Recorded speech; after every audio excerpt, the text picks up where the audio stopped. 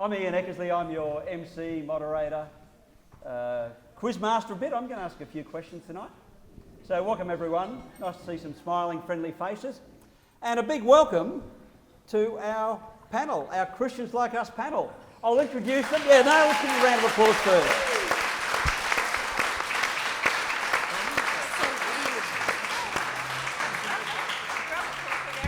I feel like you don't need any introduction, guys, but I'm going to introduce you anyway. So you all know Reverend Tiffany, Steve Smith,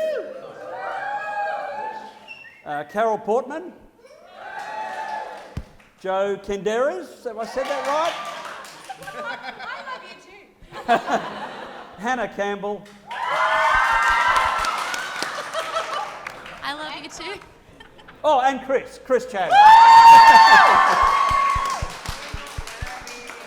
I reckon we're in for a fun night. These guys are pumped. If we're lucky, they might do some karaoke. We've got some pretty good singers here.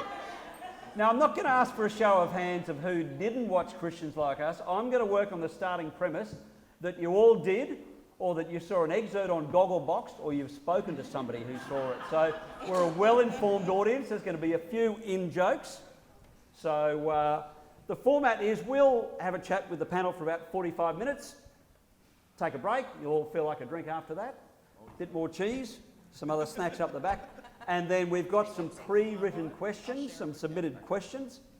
And I think we'll have an opportunity to take questions from the floor at the microphone. So housekeeping, if you don't know where the toilets are, round to the right. You know where the bar is, you know where the food is. And I shouldn't have to say this, but any questions that are asked from the floor, please respectful. And take into account everyone's different denominations. Guys, I'm going to kick things off and ask you, in around 60 seconds or less, starting with you, Chris, can each of you tell us... 60 seconds. What, or less... Are you saying I talk a lot? Tell us your initial reaction when you were approached about the show and why you agreed to do it. They first called me up and they explained the premise of it, and I said no, because I said Christian Big Brother sounds like a week from hell. And it did. And it was. No, it wasn't. But I said no originally, but then they said, look, take a weekend to think about it, and I spoke to my mum about it and a few friends, and, you know, because I've been doing a lot of... campaigning and activism around gay conversion therapy or LGBT conversion therapy and trying to get that banned for the last year or so. And, you know, I just thought, well, actually, I always talk to people that agree with me, you know, and this might actually be from God, like, you know, an opportunity to talk to people that disagree with me and particularly, like, get my opinion out to the rest of Australia. So how, you know, I think it's a God thing, and so I prayed about it and stuff, and that was it. All right. Thanks, Carol. Keep everyone on time. Miss Hannah, what about you? Not an easy decision, I'm guessing? Okay, this is how it works, because everyone's always like, how'd you get involved in this? SBS approached the church. The church said, please, if we're going to be represented, can we please approve the person who represents it? And then the church put forth a bunch of names, and I was just one of those names. And so when they approached me, I'm not going to deny it. I just wanted to be able to represent my faith accurately, because if I did it, I knew that I could. I know that sounds ignorant, whatever. But the point is, I knew if I did it, then I knew that there wouldn't be some weird, like, oh, you know, polygamy and whatever. Like, I just. You trusted you didn't necessarily trust others. Well, look, you know, there's so much misrepresentation about my faith, and so it was so important to me, and I as scary as it was, I mean, come on, like, how, I don't know if any of you guys feel comfortable with it, but like, it was terrifying, but like, I genuinely felt so strongly that it was important that I represented my faith. I was given an opportunity to do it, even if it was hard, and I just give it a good hot red, what is it? Red hot go. Red hot Aussie go. That's yours. That's my note. You can have it. No, that was a segue into you. Oh, okay. Hi, I'm Jo. Oh no, there we go. I have to use this one. Sorry. We have to stick to the rules, don't we? Okay. How did I get on the program? 30 seconds or less. I'm a grabber. No. What? Hi, back to me. So the producers approached, I think they just called they went through the phone book and they just called every Catholic institution and probably got a lot of hang-ups. And then I think one of the producers actually literally bumped into, outside the front of a church, the head of the Sisters of Charity order. You know how there are orders of nuns? Okay, so I work for the Sisters of Charity. They're the ones who do St Vincent's Hospital, and they do 17 South hospice for people dying with HIV, AIDS, and they used to, and safe injecting rooms and stuff. So they're pretty edgy, right? Yeah, they're good women. Okay, so I work for them, and they approached Sister Elizabeth Dodds, and she thought, oh God, all right. So she sent an email to her heads of schools, sent one to my boss, and said, and the brief was a practicing Catholic who is loud. I don't think that was... Okay, I don't know what words they used. I'm going with loud and opinionated. Normal. Normal. Yeah. Excellent. I know, right? Surprise. So my boss called me and said, Joe, this is you. And I said, oh, wow. God is calling. No, not to save myself. No. So that took 6 months to convince me. I said, no, I have no filter. Yeah. I was asked 2 weeks beforehand. Oh my God. You're filling. Yes. So anyway, eventually she convinced me. Yeah. Right, thank you. Carol, how did they find you? Well, I'm a little bit like Chris. I only got asked a few weeks before the show actually began. I suspect I got found because of things that happened in Queensland, legislation change, and I'd put myself out there as being a Christian supporting termination of pregnancy. And I suspect that's how they found me. As to why I did it, I happened to be having a week's holiday at that same week. And that was literally the first thing that actually made me accept, because I wouldn't have been able to do it otherwise. And the second was because hardly anyone ever asked me to do anything from a personal perspective or a Christian perspective. It's usually from a medical perspective. So I thought it was actually a great sort of opportunity to act out and be with sort of people and Christians and talk about what Christianity means. Thank you. Oh, we got our own. Oh, you got, that's right. Remy. Yay! Steve, tell us. We know a bit about your story, but this a tough decision or no? It was a tough decision, and I remember it quite clearly. I got a phone call from someone who told me they were a producer from CJZ, and that got the alarm bells ringing straight away. I thought, this is a prank. And explained the concept of this Christians Like Us thing, and I thought, why would you want me there? Then I rang my wife and told her what had happened, and when she stopped laughing, I actually considered it, and I thought, okay, I'll have a go at this. And ever since, I thought, why did I do this? It's just, yeah, it was a big decision to do it, and it's one that still confuses me, that why I did it, but I'm glad I did. It was, yeah, and I don't know how they found me. I don't know how that happened, but they did. That doesn't matter. Here I am.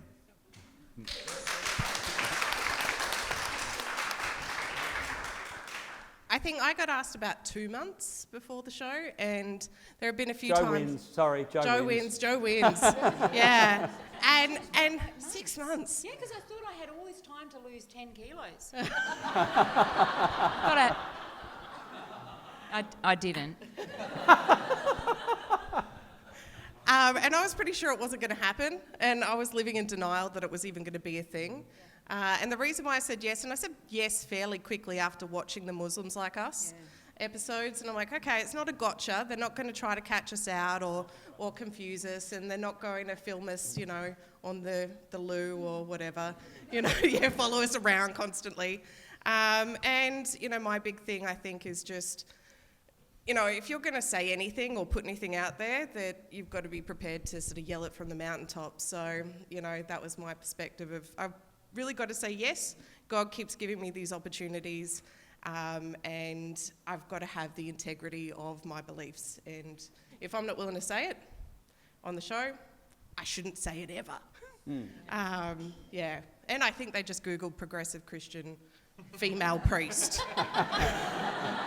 It's a thing on Google. Yeah. Great, thank you.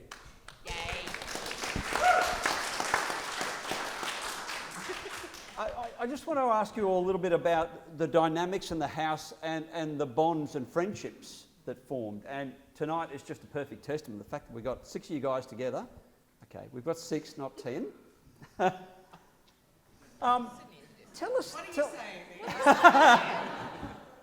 I think we got the best 6, don't you? She thinks so. Tell us about, I guess, and I'm going to start again with you, Chris, and then I'm going to jump across to Carol and Tiffany and then work our way back. There was obviously a bit of trepidation, you're sussing each other out, who can I trust? And I guess you've had a heck of a journey.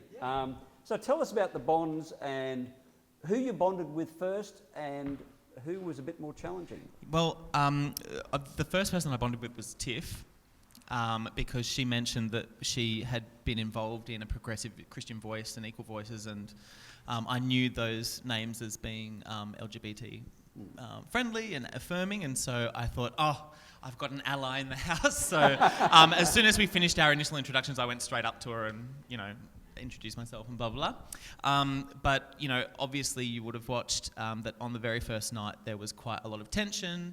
I'm quite an opinionated person, and I, just certain, there was conversation that it wasn't scripted, it wasn't sort of anything like that, it just happened, and I probably wasn't supposed to bring all of that stuff up that first night, but it was, opportune, right?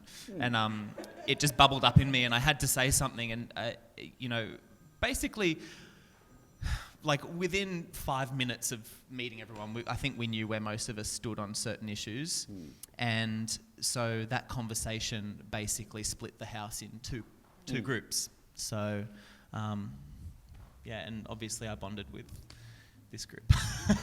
All of them. Carol, you were, I don't know, was it self-appointed house mother, or is that just a thing? I know you spoke a little bit about that. You love to contribute and lead like that in the kitchen.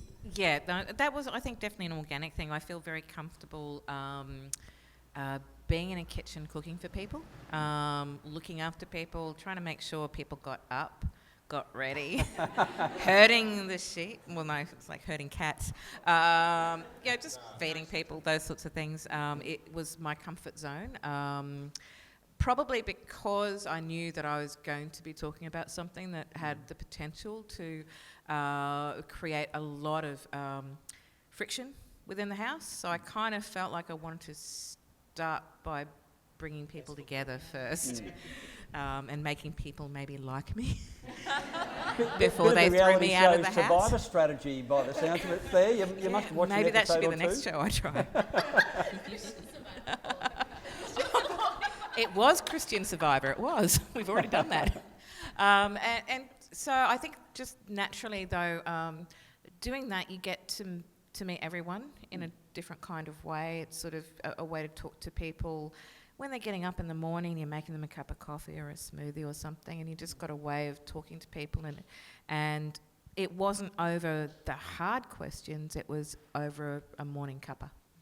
And I just found that easier to sort of feel out how everyone was and who they were. I was never there. Except for the people who weren't awake early enough in the morning. Oh, now the secret's out. Tiffany's not a morning person.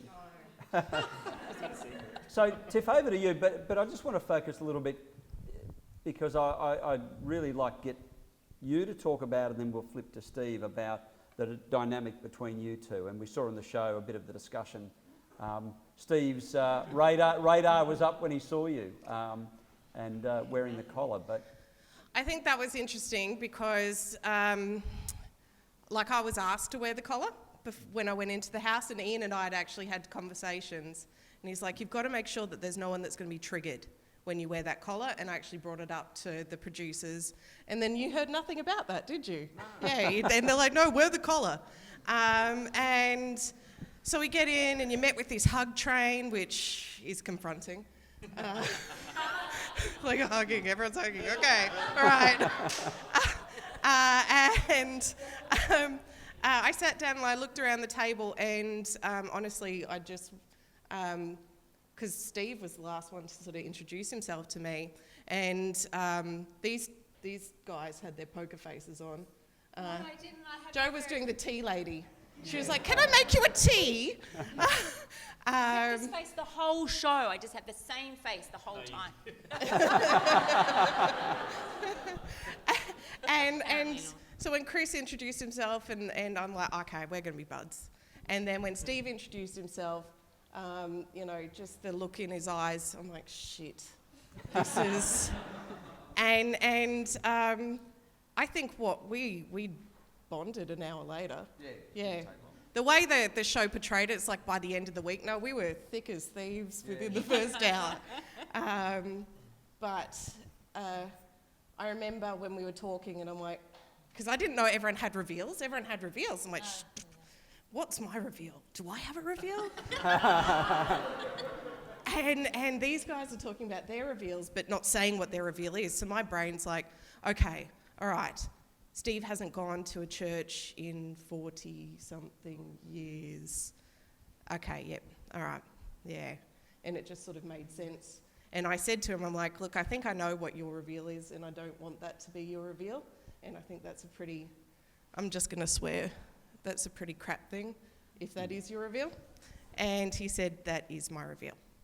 So we didn't actually say it, did we? No, It was unspoken sort of, all right, and then we spoke about it later. And Carol, I'm like, okay, gynecologist, oncologist, I know what your reveal is. That's so obvious. But we really, I love you, Steve. No, we bonded really easily, really quickly. Yeah, well, because we like to stay up late and drink red wine and play cards. And Well, Steve, just talk to hand stuff. the microphone over to you, and I... it's jarring for you. Yeah, it was. You've obviously got quite a bit of reaction since then, but can I just say personally, I just thought it was remarkable. Tell us a little bit about the person you are and the journey you've been on to be able to accept Tiffany so readily. And I'm guessing it was a little bit about her. It wasn't so much her as an Anglican priest. If you'd been a bloke, I'd have belted you. Okay, there you go. That's up front. I actually remember really clearly when Tiff sat opposite me, and the first thing I saw was the collar. And again, I'd walked in and had the hug train, which I find really confronting. But we did that thing, and I sat there, and I was sitting there sizing everyone up, and in comes Tiff and sits opposite me, and I'm looking at the collar. And I actually pointed to Tiff's collar, and I said to her, is that a collar? Like I just mouthed, is that a collar? And she said, yes. And I said, so what breed are you? Not wanting to hear a certain answer? And I got the answer I didn't want. It was Anglican, and I said high or low, and she said high, and I thought, oh man, have I been set up here? Like, cause everything that could possibly have triggered me was sitting opposite me, and Did you have a moment where you thought, can I walk out now? Or? There was a lot of times, but that was one of those times where I really thought I'd been set up, and I actually thought it was quite cruel. Yeah. In hindsight, it wasn't. It was good, and as Tiff said, within an hour we were the best of mates, and we pretty much had these conversations really quickly, because I felt if I was going to survive in the house, I needed to talk to Tiff, and to go on with what Chris said about how the house split so quickly. I think everyone sized everyone else up within an hour. I think everyone had worked out what team they were on. Right. And fortunately, I'm sitting here with the right team. Because that might be nice for other people to hear, but that's the reality of it.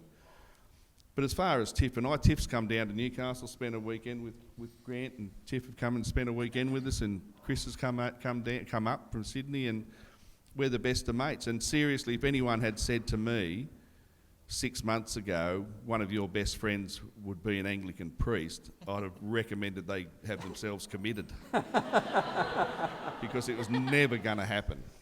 But anyway, Isn't life extraordinary and miraculous, huh? it's a funny old world. And everything's for a reason, and again, just the fact that I'm sitting here in a church hall with these guys is a miracle in itself, and I'm very, very, very, very grateful for that, and grateful for that opportunity. I'd like to come back. Yeah, please.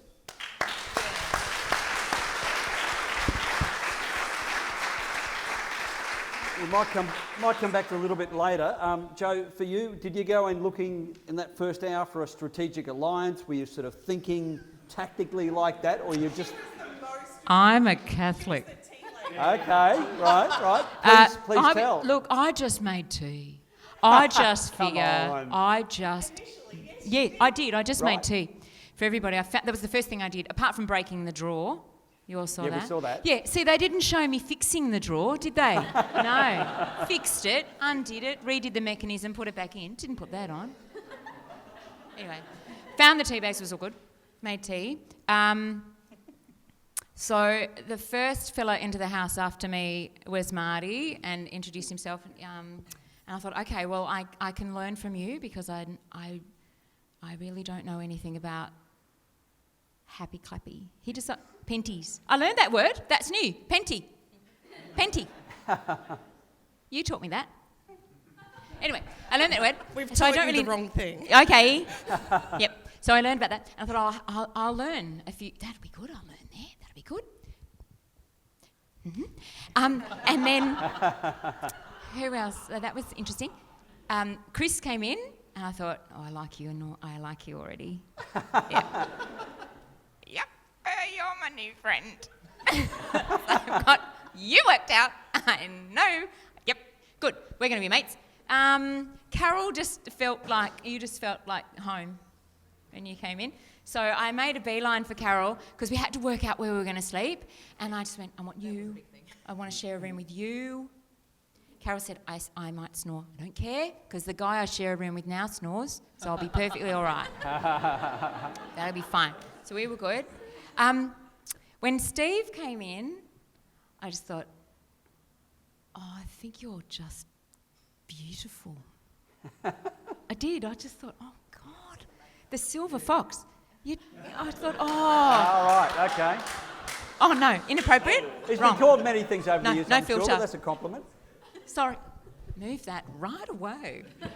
Okay. Because I thought, oh, you're just lovely. So, yeah, and then, the other people I thought, I thought I'll have to work out what Daniel does. I couldn't quite work out Daniel. And I was all at sea, to be honest, with Assumpta. I just thought, I just need to listen really carefully there because I don't get that. And I didn't get Steve, even now. I don't understand Steve Chong. And then, that's all right. And then Hannah. And I thought, oh my God, you're so beautiful. And you still are. The show hasn't aged me too much then, right? So, Hannah, we saw you heading into the house. You were set on camera. You were terrified. I'm guessing there was very large butterflies going around your stomach. Were you looking for any friend early on or hoping you could make another 9 friends quickly? I actually thought Chris was cute, to be honest. Everyone thought Chris was cute. But not that I was interested in him. I'm like, oh, what a cute young person, right? Wrong trade. I was so oblivious. I had no idea. But anyway. Mara revealed with she was the only one surprised.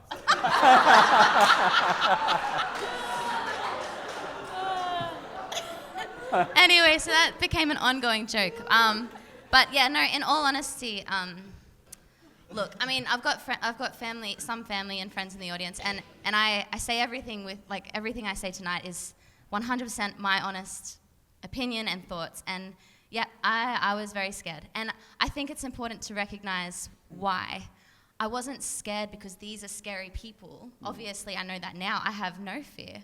But like, in all honesty, growing up in Australia, where Christianity is, you know, like religion in general is tiny. So my encounters my entire life with other Christians has not been positive.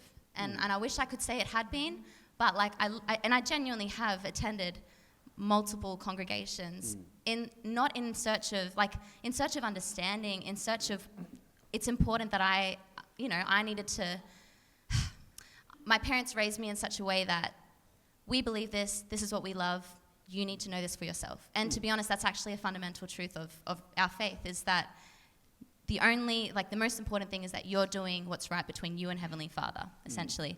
And so the reason I was scared going in the house isn't because these are scary people, but like I genuinely have had negative experiences, and I've attended congregations where it's like, oh, and the Mormons this, and I'm just like, oh, okay, well, we don't talk about that at church, but anyway. So if you can understand or appreciate, like that's been my whole life, you know, just trying to believe in Christ and do my thing, and I was really hopeful that I'd have a friend, but in all honesty, like, I was very nervous, and I was really nervous that when I said that I was a Latter-day Saint, someone would be like, oh, you mean a Mormon? And I'm like, yes, that's exactly what I mean. Like, that's who we are. But so I was pretty desperate just for any friend. I'm serious. I was like, anyone want to be my friend? I will be yours. And I think the first two people from my very vague memory, the first person I think I was talking to was actually Steve, and we were talking about the barbecue or some general conversation, and I felt like there was a nice, like, comfortable feeling there, and Carol was immediately, honestly, and to this day, I will forever be grateful for Carol, because she truly made me feel that I was Hannah, and I was a Christian, and I was welcome here. That was the first kind of initial, and again, like I said, I'm very honest, when I first saw Tiffany with the collar and everything, honestly, I was so intimidated by you, Tiffany. I was. No, not because of the Hannah, costume. a lot of people are. She's like, honestly, just because of the way she's a woman, you know, like Tiffany is a woman and she's academic and she knows herself, and I was like, oh, please, I don't want to, like, I just want to get through the week. I don't want to, you know, be offending anyone or anything. But like, as you saw on the documentary, and it changed quite quickly, Tiffany has one of the most tender hearts and one of the most loving and accepting hearts, and I'm so grateful for that experience. I mean, I could actually write a paragraph about everyone on the show, including those who aren't here, but the truth is that I went in there very scared, and I came out with, honestly, so much love for the Christian community. And I still, like, to this day, there's some things coming out of media that are like, oh, Hannah, like, why is there so much Mormon coverage and stuff like this? And like, but you know what, like, and that's just gonna happen. But I can honestly say with my whole heart that I am so grateful that I had an opportunity to be in the house with these Christians, and also that they, well, at least the ones that are here were open-minded enough to accept me for my beliefs, even if they don't, even if they disagree. Yeah. Well,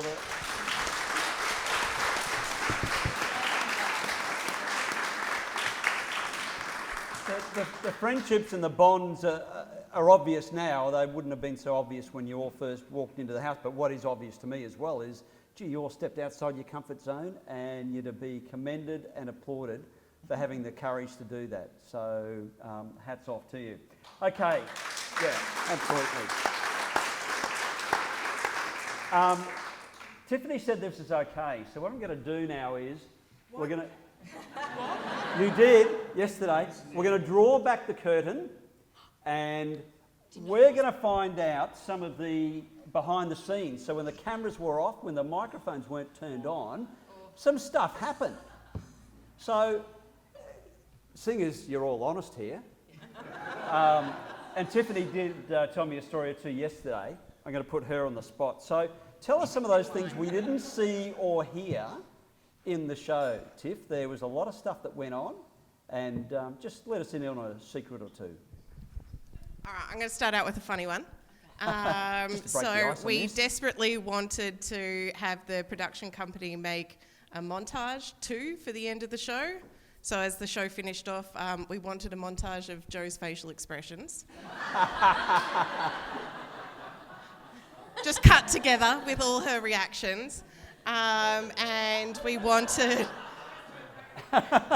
we did all, in a very unchristian fashion, not Hannah, because she's just so lovely, but all of us yelled at each other to shut up on a very regular basis. Shut up, Joe! It was a joke. It was a joke. It was a joke. Right. We all enjoyed it. Yes, that was supposed to be funny.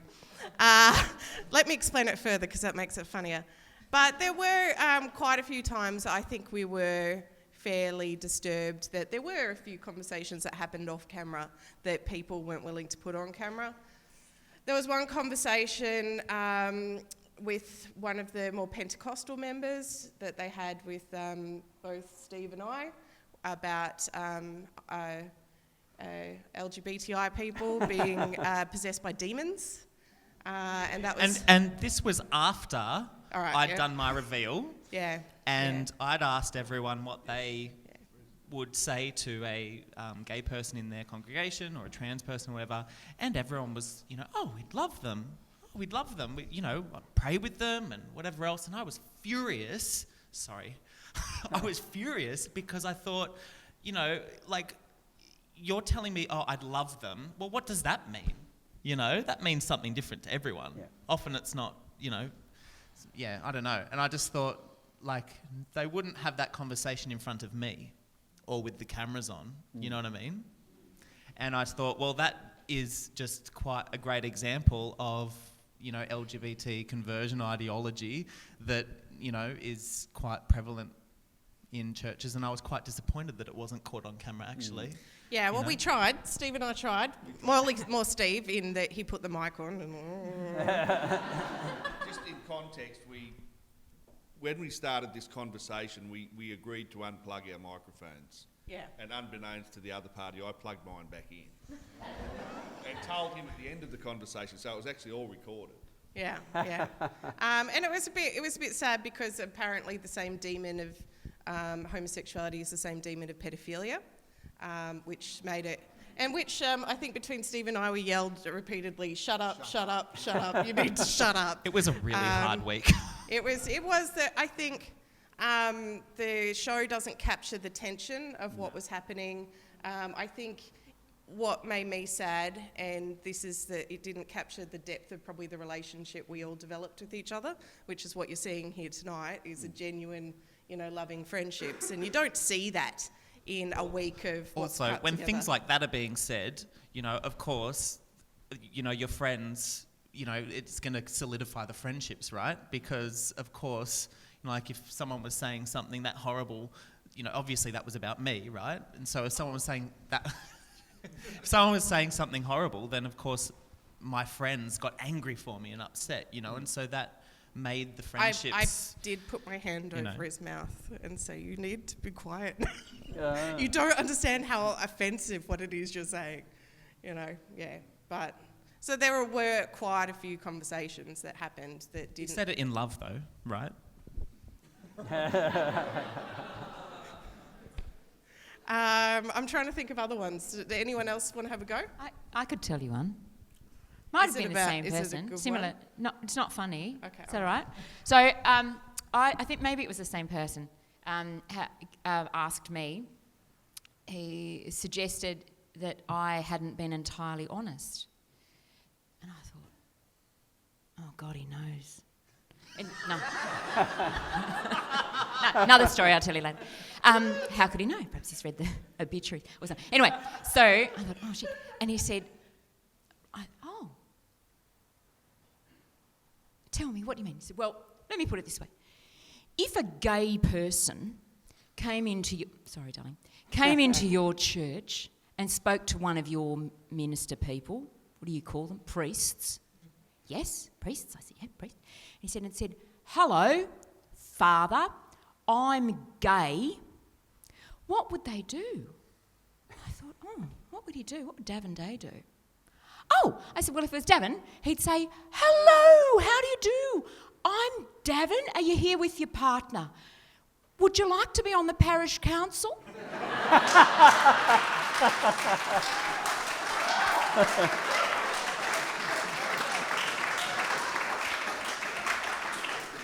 We're having morning tea. Where's your tea? Coffee? you know, that kind of thing. And he looked at me and said, bullshit. There is no way. Bullshit. And I thought, no, that's actually, no, that's true. So anyway, is that a story? That's a story. That's a sad story. Sorry. Mm. So even though the cameras weren't on you the whole time, your microphones were on. Oh, the whole pretty much time. the whole time. Yeah. So Tiffany told me if you want. Yeah, they're Supposed to be, right, But although we you did could it. turn We it off. every now and then we did, oh. Hello. Well, you just tell them Go that to you the were going to was go it to the toilet. Roger, I'm I'm going to the toilet. Was that the code? Yeah, the Down code now. was if you wanted to say something that was more private, you go, Tiffany's just going to the bathroom right now, and they'd turn you down. But none of us knew. None of us knew until like the fifth night. They've got a lot of really awful audio, I'm sure. To be honest, I didn't have anything to hide. I didn't, it was funny because, I know a lot of other people in the house were covering their mics and they were shutting doors and taking their mics off and everything. I was like, why? What are you saying that you're What's so the hide? ashamed of? We you know, didn't even know they were just doing that. say your But opinion. why and were you on the show if you wanted to say things Well, quietly I know. in a secret room? Oh, isn't that a bit of scripture? I just quoted a bit of scripture surreptitiously. Oh, I might have. That's it. Go to your private room. Sorry. Hannah, Carol, Steve, any things you want to share that we didn't see on camera? I'm suddenly realising I must have been so oblivious to half of these conversations. You were cooking. Well, yeah, Because you're probably just because the I was house cooking. cook or something. And I was making sure everyone was fed. No, to be honest, I think it's probably because I'm pretty damn open and obvious about how I feel. And what I do probably was something that they could not comprehend or remotely talk about, that I wasn't someone that they felt they could approach because they probably didn't take me seriously as a Christian, I think, is a way I would sort of probably look. Yeah. If I knew enough about theology, I wouldn't do what I do. I think It was for one of the you, comments. Carol, though, and we've talked about this, is that I don't think you knew what questions to ask because you weren't scandalised by anything. Because you're like, oh, we have had women ministers in the church for 40 years now, and some uniting churches do same-sex marriages, and there was no scandal in it for you. But the rest of us were like, oh, we totally can see the minefield that's in front of us. And Carol's like, I'm going to make dinner. Well, it was. I mean that in a loving way. She's like, everyone's welcome in this I house. kept waiting for your reveal, Tiffany, because I honestly didn't realise that being a female Anglican minister was a reveal. Yeah.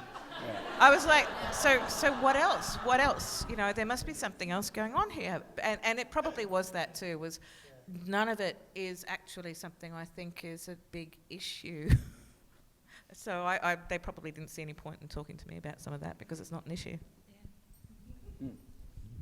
One of the things that I still struggle with after the week in the house, and I struggled with it enormously in there, was listening to some of the conversations from people who profess to be Christian, and I don't profess to be Christian, but listening to the amount of disrespect, lack of love, lack of understanding, lack of compassion towards people who didn't fit into exactly what they expected their breed of Christian to be was horrifying. And I honestly sat there sometimes and could have screamed at some of these people. You're sitting here saying you're a Christian, you're sitting here saying it's all about love, it's all about compassion, and you're talking this crap. It just did. These are open on-camera conversations, you're saying? Well, yeah, a lot of the stuff that. Yeah, and it was a lot of crap. Yeah.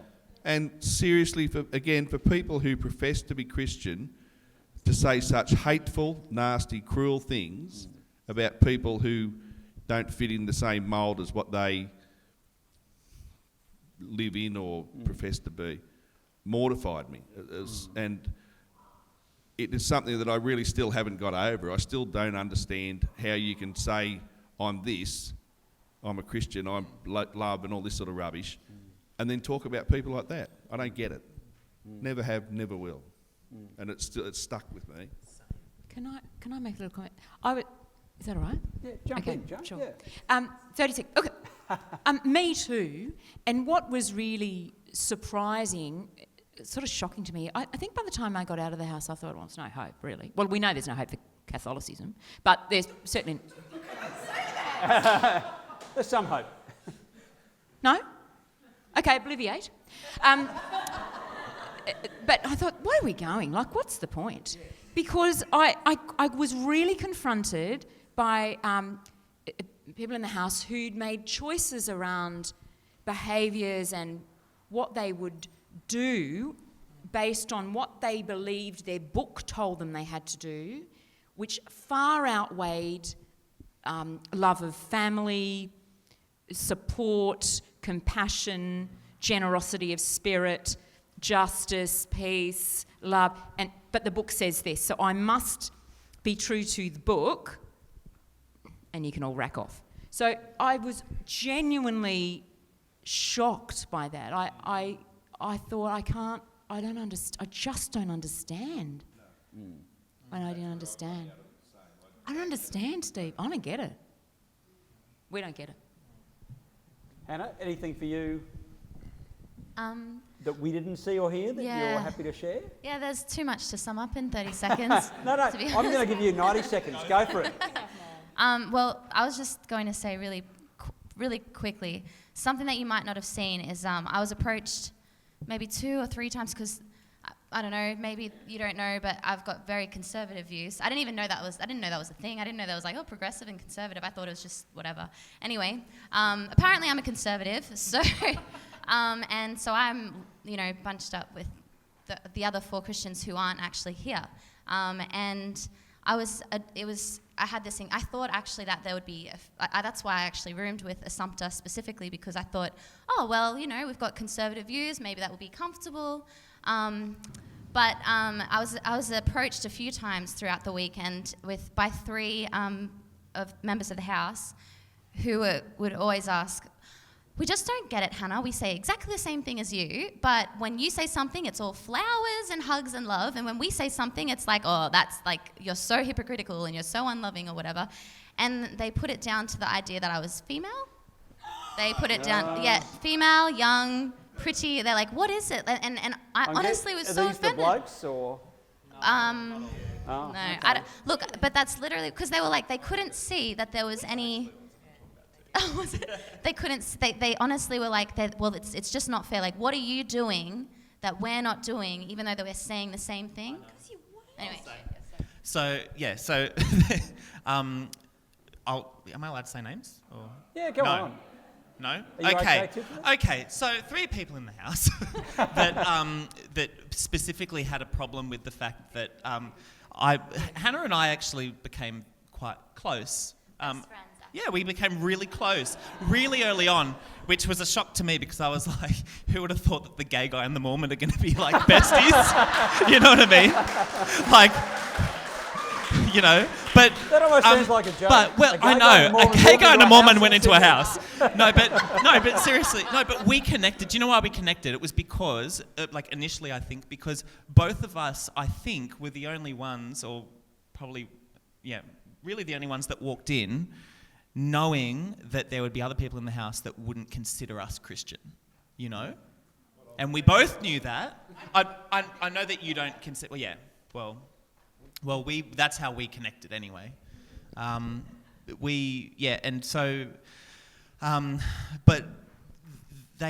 a few people had an issue with the fact that Hannah would have conservative ideas about homosexuality and abortion and things like that, yet we were close, and I didn't have a problem with Hannah, but it wasn't about the reason that Hannah and I were close regardless of her conservative views is because Hannah is a lovely person.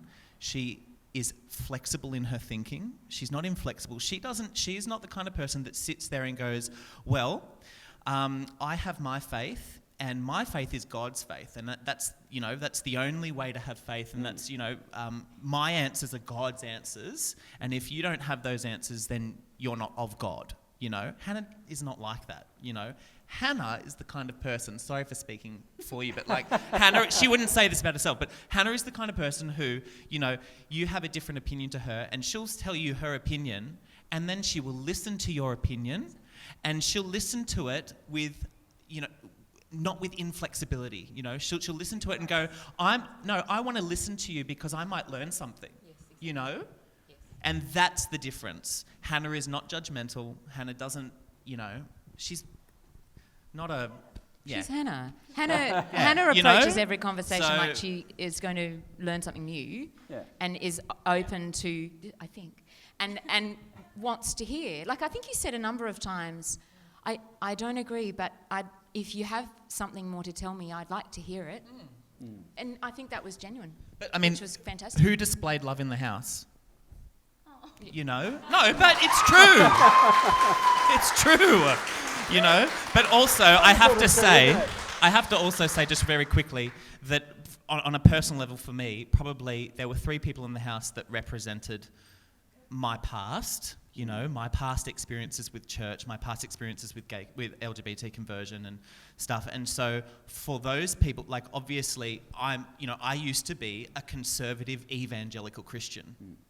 You know, that's how I would have described myself. That's my background. And so of course, when it came to disagreeing with people, I disagreed with the people that I knew, you know? And so when we would talk about issues, I would always say things that I knew they were thinking, and, you know, so that's kind of why that, yeah. I just want to ask, and then we'll have a break shortly. So after those really tense, difficult discussions, or when some of this stuff went down that would make your head explode almost, how did you all individually cope? So what was the coping mechanism? Was it you guys went out for a smoke, or just tell us how you would process that in this really tricky environment of a house where you really couldn't leave and scream or punch a wall or anything? I actually did leave a couple of times. I would just go out the front door and go for a walk. And that's me, yeah. Rebel to the end. But yeah, I found that necessary sometimes. I just had to go out the front door and go for a walk, and I'd ring Rach and, you know, talk rubbish for an hour and tell her I wanted to come home and that I'd had enough of it and blah blah blah. But that was sometimes you just had to get away from it, because there wasn't times the relaxing times for me were later at night when Tiff and I'd sit and have a few drinks. I taught Tiff to play euchre, and so we were playing cards and I'm really good at it. Oh, yeah. I let you win. But sometimes you just had to find a way to get away. And if that meant going to your room and shutting the door, well, so be it. But there is, of course, the famous incident where I went to my room and to have a lay down and got assaulted by a penty.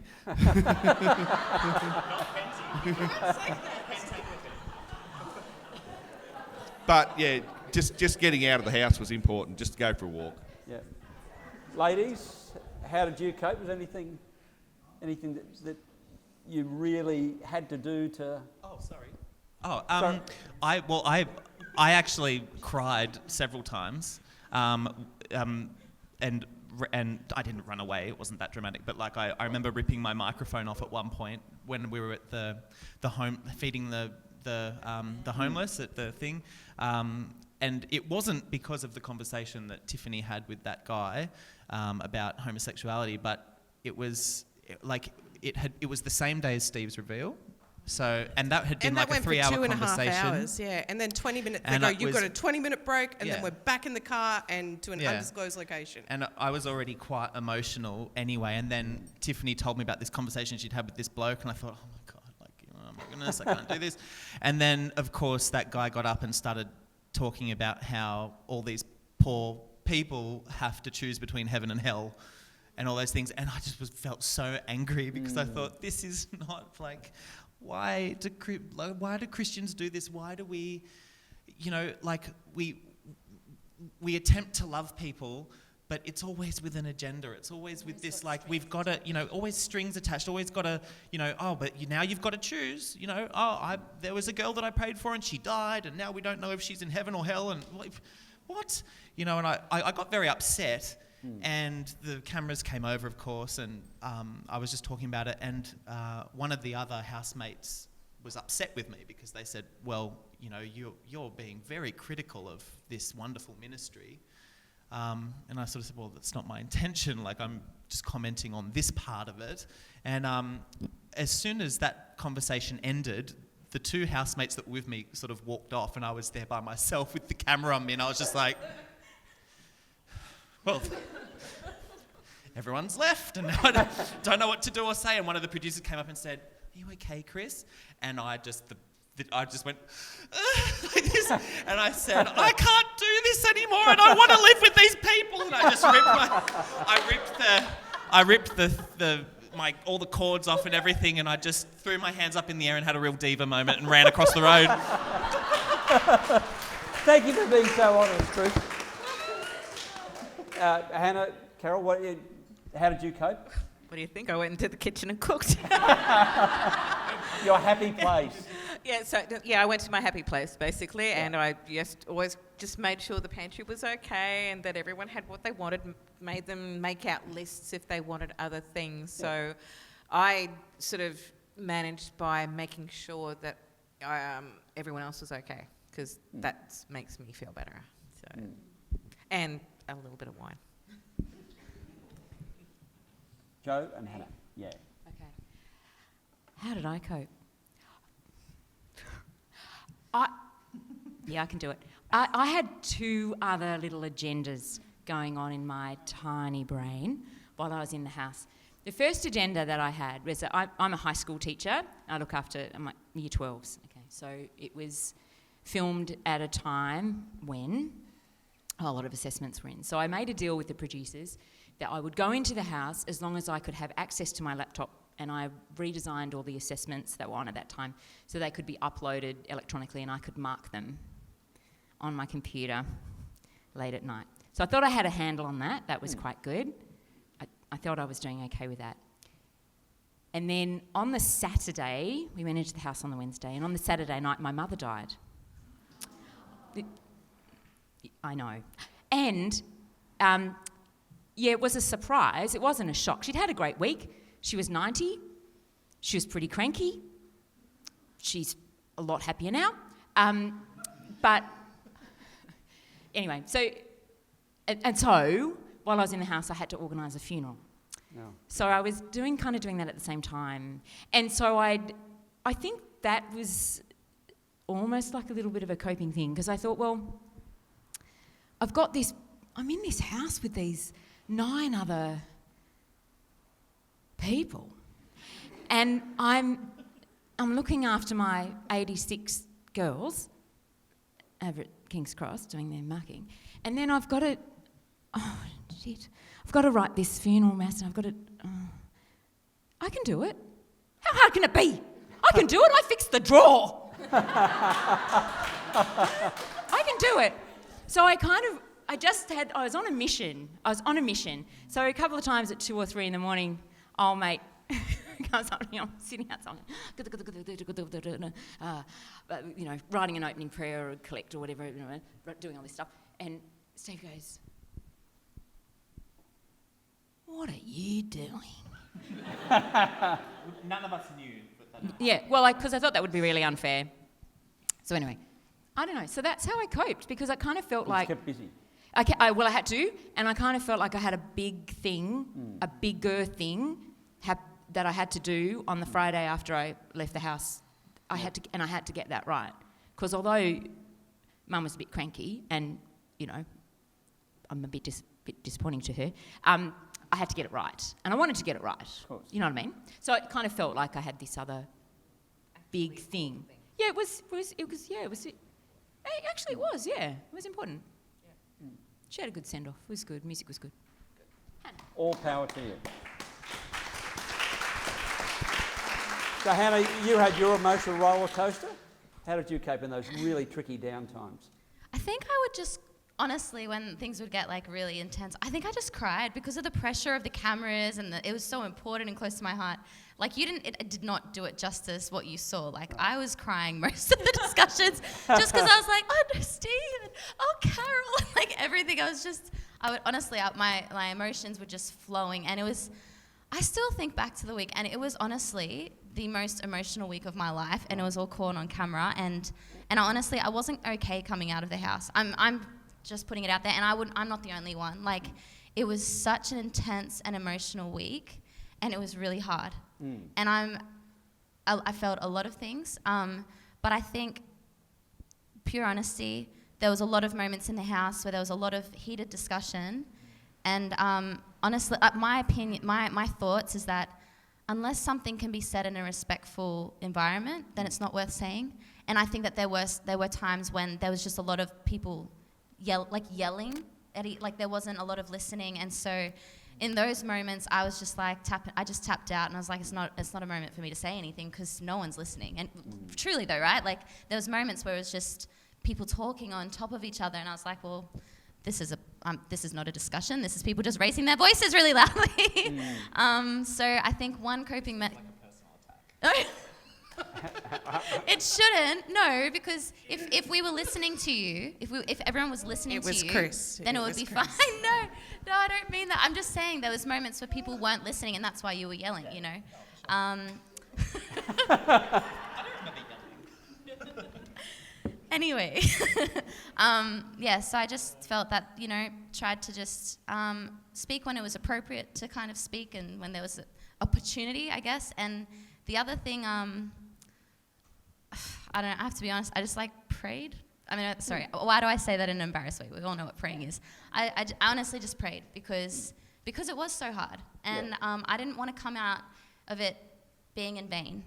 And I think that's everyone's agenda was, I want to make sure that, we're trying to learn something from this, and my best coping mechanism was definitely praying, and it helped me see the bigger picture and help me understand we're all children of God. Yeah.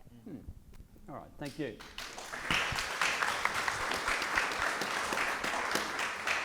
Steve, I just wanted to ask you a little bit more, if you don't mind, and I gather you don't, because you continue to speak out about your story, remarkably so. It may not be remarkable to you, but it's remarkable to me and many others. As recently as this week, you participated in a 7:30 Report story about extraordinary stuff, and anyone involved with any of the churches would be just humiliated to see the claims about death threats and intimidation that went on with yourself and, is it Peter Cray? Peter Cray from the Catholic Church. You said in that story, you won't stop speaking out and you won't be intimidated. What is driving you these days? It's, you could just walk away to a quiet life even after this, but it's obviously still important to you. And we thank you for doing that. It's a really, it's a complex thing for me. I really hate it. I'm sure my wife hates it. That this is a lot of our life revolves around this. But the thing I've had to work out is, could I forgive myself if I didn't do everything I could do to make sure this never happens again? And that's the driving force. As painful and difficult as it is. Well, it is painful and difficult, but it's necessary. It has to be done. I'll backtrack a little bit. People often think I have the view that churches are evil and what have you. I've never ever expressed that view, and I never will. The person that did what happened to me was a criminal. The people that covered that up were criminals who just happened to be members of the Anglican Church. It's not the church's fault. It's members of the church. Some of the leadership of the church are at fault for that. But I've always expressed the view that it was besides being a betrayal of me and my family, it was a betrayal of the good folk who wander into an Anglican church every Sunday in good faith and do what they think is the right thing. And I just think it's really unfair that we see the church portrayed as evil over this stuff. It's not the church, it's people who are criminals. And that's always been my view, and they need to be dealt with. Well,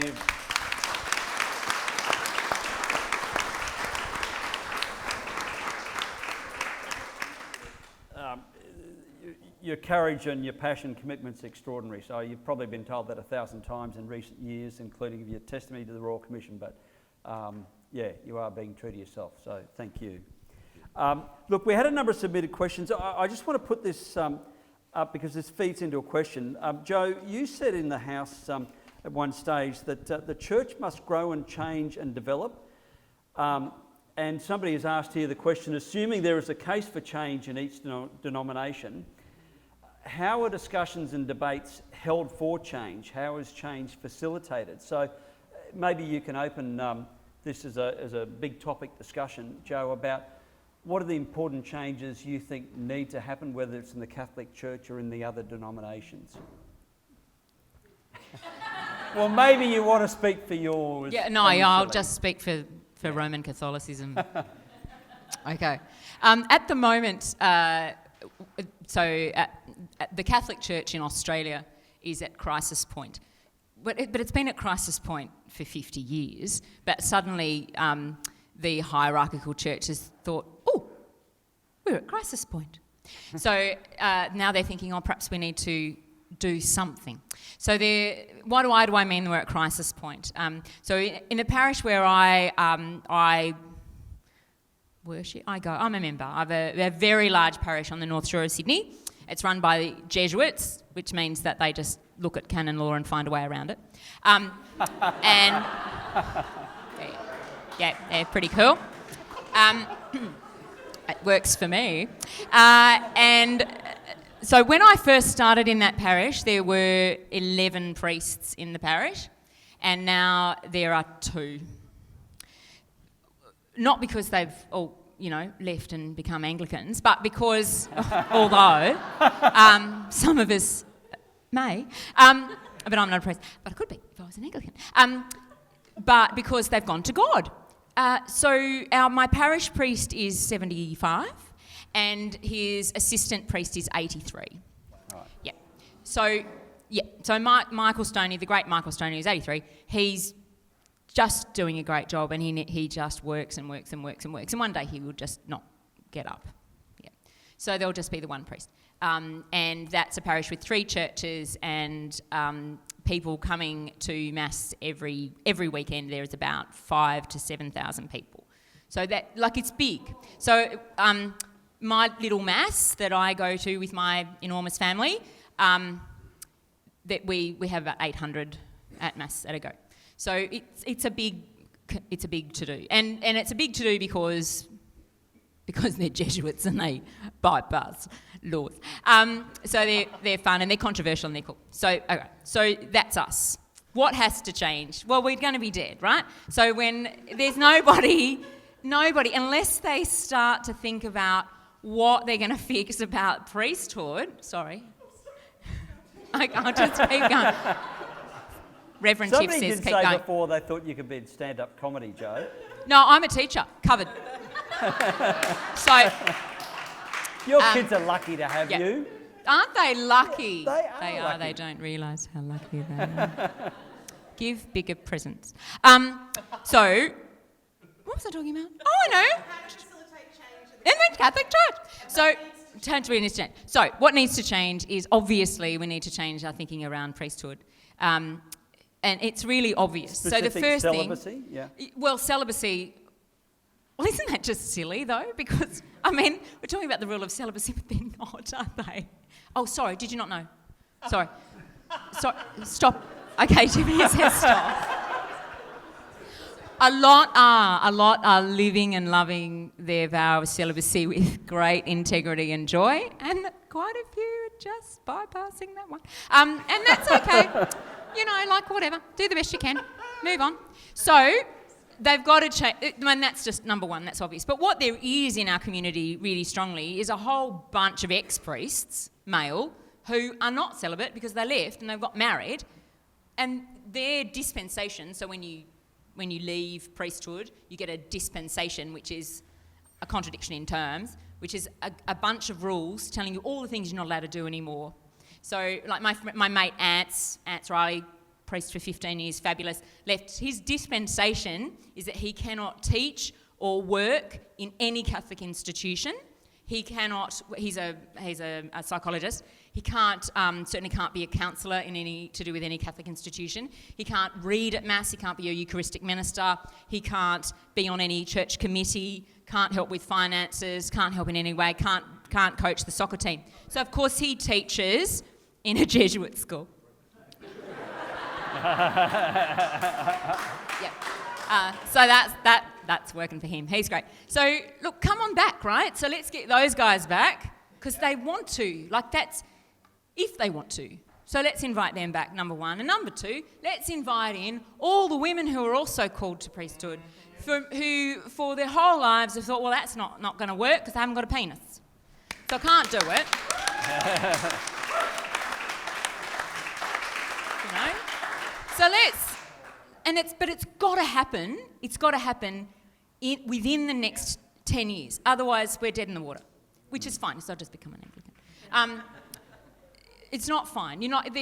I think Roman Catholicism has some beautiful things to offer the world. I'm really proud to be part of a faith that runs a refugee service for millions of people all over the world. I'm really proud that that's my gang. I'm really proud that they run hospitals. I'm really proud that they feed people who are starving. I'm really proud that they run schools in India where no one is invited to or required to convert to Catholicism or Christianity or anything else.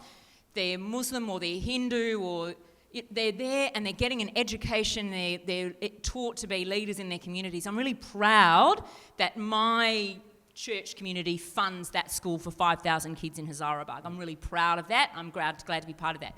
But all that will come to naught unless hierarchical church changes its teaching on priesthood, or we just, let's just fix it and hurry up. So, how is that process happening? Which was the other part of the question. So our bishops have had what they call a plenary council of late, which is supposed to be listening to the ideas of the people, because apparently they don't know what the people want. Anyway, so I filled in my form and I said to my staff, and look, who knows? Let's see what happens. But I hope that for the first time in 1,500 years, the Roman Catholic Church can maybe be proactive instead of reactive, and that maybe we can move in a way that is respectful of humanity and intelligence and reason and goodwill, and let's just get on with it and give the microphone to someone else. Well, thank you.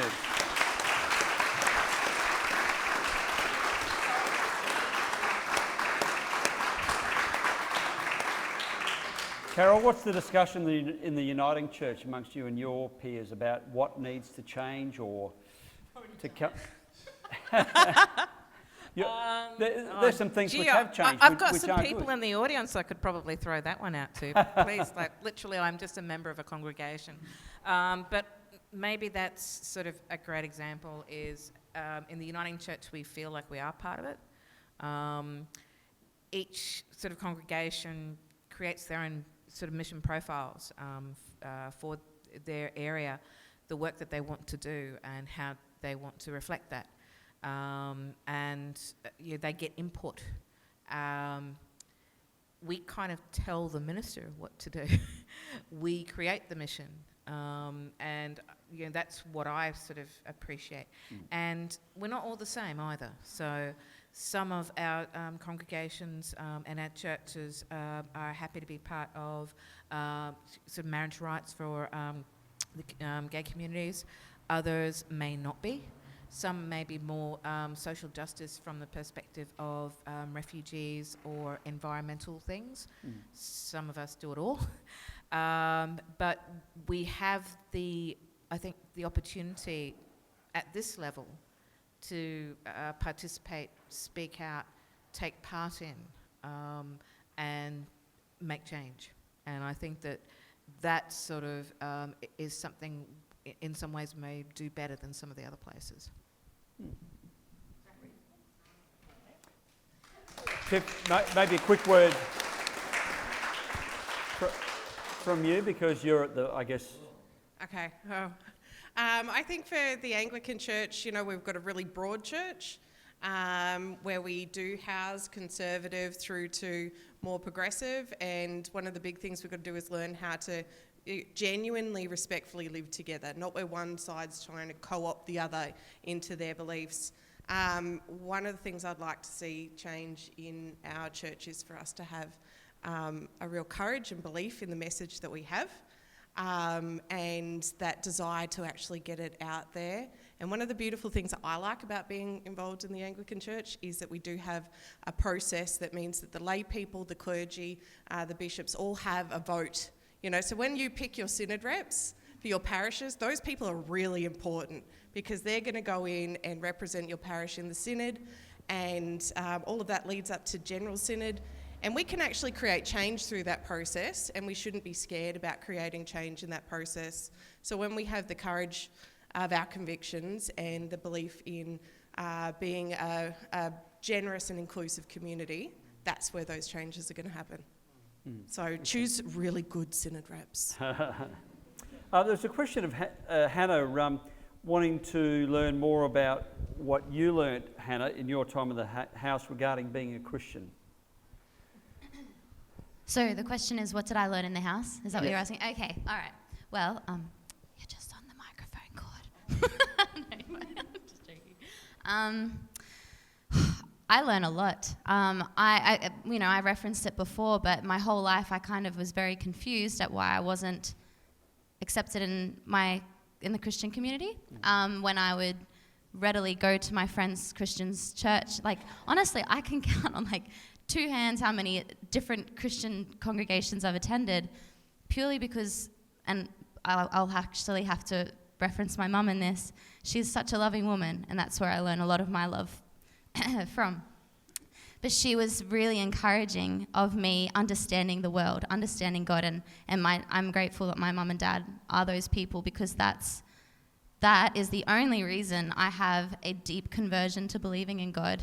And it's mine. I mean, my family lives in Sydney. You probably don't know that, but I live here in Brisbane, and every Sunday I love going to church. It is the highlight of my week, and so you can understand. As everyone's is, yeah. right?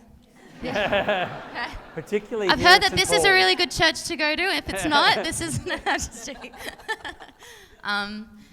Anyway, the point is, I was very confused. I was very confused at why there was this why did I always feel that I was on the outskirts of a Christian community when they would talk about Christ, and I was like, hey, I love Jesus Christ too, and oh yes, I love doing that too, but you're not the same as us, kind of thing. So I think I'm just so grateful that I finally understand what that difference is, and specifically, I now understand what that difference is, and if it's okay, I'd like to share that with everyone, because I've got members of my faith, friends and family who are here.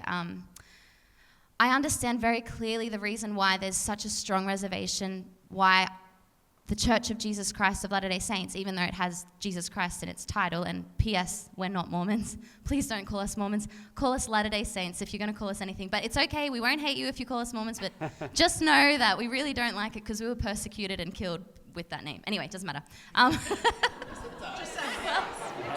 Well, it does matter, but yes. Look, it does matter, but we're not going to hate you for being ignorant to that, But if I can at least tell you guys that. It's the truth, sorry.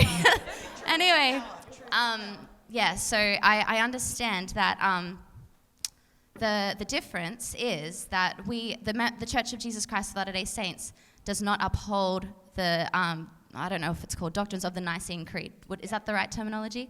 Anyway, the Nicene Creed, which we should all be familiar with, which is basically what defines what a Christian is, correct? And I've heard of that, and I know about the Nicene Creed, but I didn't understand that because our church doesn't uphold that or respect every aspect of it, that means we're on the outskirts of it. Now, I've looked at it actually since my time in the house, because I'm like, I want to know, like, I want to understand what this massive difference is between me and everyone else in this room. And I've read through it, and I'm like, I actually believe that Jesus Christ is the Son of God and he is my Savior of the world. There's so much that I actually agree with the Nicene Creed, but there's fine doctrines that I'm not apologetic for it. I don't believe that. But for me, and with literally the utmost respect, because I respect everyone in this room as a Christian, and I love you for it. I love that we're on the same team, at least that's how I see it.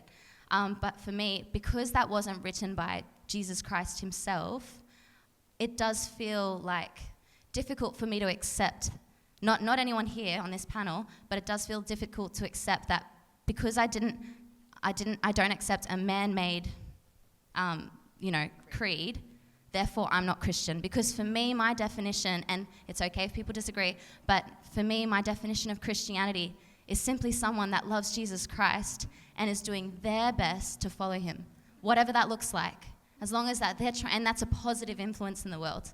So I've learnt that the difference is because we don't uphold the Nicene Creed, that's what marginalizes us. And you know what? That's okay. But I do think it is a bit difficult to accept. And again, I'm not talking about anyone on this panel, but it is.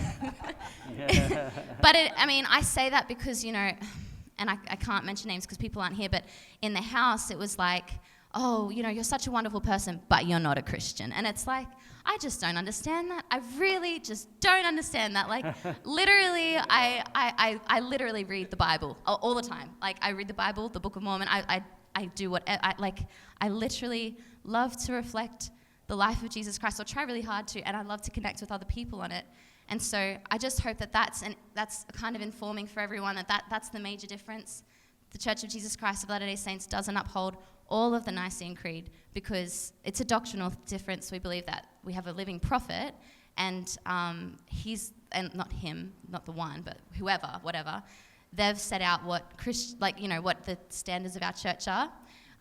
Now, if the Nicene Creed was written by Jesus, or if Jesus Christ himself had said, Hannah Campbell, this is what a Christian is when he was here on earth, then that, and someone went away from that, then of course, like, how could you, if you believe in Jesus Christ and you're going against what he's said a Christian is, then of course I can understand that rationale. But to say that someone's not a Christian because they don't accept the Nicene Creed, I feel like that's, I just don't think that's right. I just don't. That's it. All right, thank you.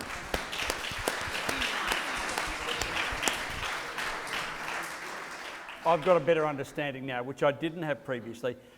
Chris, what I also had a better understanding of was the conversion therapy, which you, and I'm going to say endured, and to be honest, I didn't know this was a thing until a couple of years ago. Just talk us through, you're obviously very passionate about people understanding what it does to people like yourself. I understand, is Victoria, have they passed laws? They're about to pass laws? Not yet, but they've committed to it, yep. Which is wonderful. You're working on trying to get some other states. But it's more than that. They've actually, so what they've committed to is to do more than just pass legislation, because one of the difficulties in the work that I've been doing in sort of the advocacy stuff that I do around LGBT conversion is getting people to understand that it's not just about stopping the pseudo-therapies, those formal, like counsellors and psychologists and stuff that might engage with this kind of thing. That's not actually what does most of the damage. I was 9, 10, when I was hearing things in church about the gay community. I learnt at a very young age that if you were gay, then you were sick, that you were broken, and that basically that gay people were not the way that God intended them to be. And of course, as even as a child, I knew that I was gay, even like as young as 10 and 11. And so I was a 10-year-old that really believed that I might have a demon in me and that I was sick.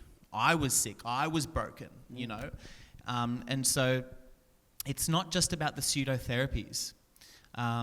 There are children all across Australia that sit in a lot of churches listening to things, and they pick things up. Like, they can hear you, and they pick a lot of things up. And if those children happen to be LGBT or will be LGBT, those things that they hear about gay people and trans people become part of how they see themselves, and you cannot hear those things and apply them to yourself without that doing a lot of damage, And so for me, by the time I was 16 and ready to come out, I already thought that I needed to be fixed, and I'd thought that since I was a little boy. So obviously when my pastor then told me about a ministry that could help to heal me, I jumped at the chance. It was my choice to go. I wanted to go. I was desperate to go because there was something in me that needed to be healed, that needed to be fixed. I couldn't be the Christian man that God wanted me to be if I stayed gay, I forgot what the question was. This is what I do, I ramble. Well, what was the question? No, it was just to ask you to share with us about that journey of conversion therapy. Yeah. Oh, good. Yeah. So, but yeah, that's been a struggle. So, like, in terms of what they're talking about doing in Victoria, it's wonderful because they're talking about working with survivors like myself and others, to not simply pass legislation to stop people practicing pseudotherapies, because while they cause harm, that's the tip of the iceberg when it comes to the harm that's caused by the gay conversion movement or LGBT conversion movement. It's we need to employ a whole host of other strategies. Educating people about the ideology and the damage that it does, and a whole lot of different things. If we're actually going to stop people from being harmed, So yeah. Thank you. Yeah. So it's wonderful what Victoria's doing. Hopefully, the rest of Australia will get on board.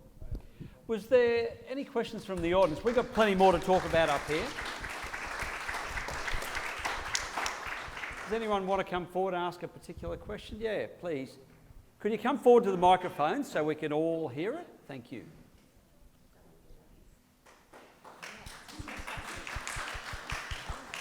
Just give us your name, please. My name's Jess. So my question is just for anybody. How do I put it? I know obviously that we're all Christian here, so there are lots of similarities. It might be a little more varied if we were from other faiths, but what is like a misconception or a common misconception of your religion that you wish that others understood better?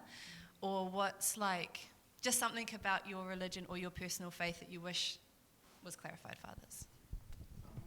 Oh, you go. For me personally, it's how we view the Bible and biblical authority. You can love the Bible and draw so much inspiration and believe in the Bible without having to be a biblical literalist.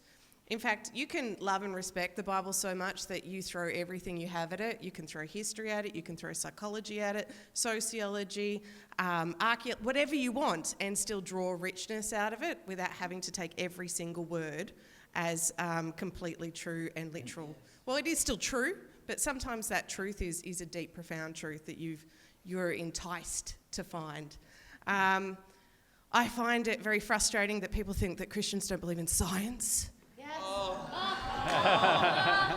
They're like, I'd love to be a Christian, but I believe in science. You're like, well, we just light a fire and say some prayers and then make up. What do you think? Of course we believe in science. In fact, some of the early science. But lots of them do deny, the age of the world, for example, and all sorts of things. Well, it's weird.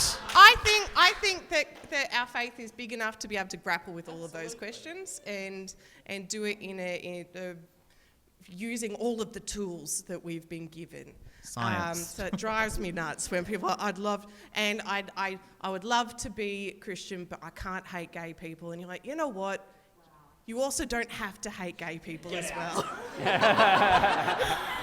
All right, that's it, we're done. You can have science, but or I believe in women's equality. So there's a whole ton of stuff there that I think misrepresents the Christian faith, that, you can believe in gender and sexual equality, you can believe in the Bible and still have your brain at the end of the day, and you can use science.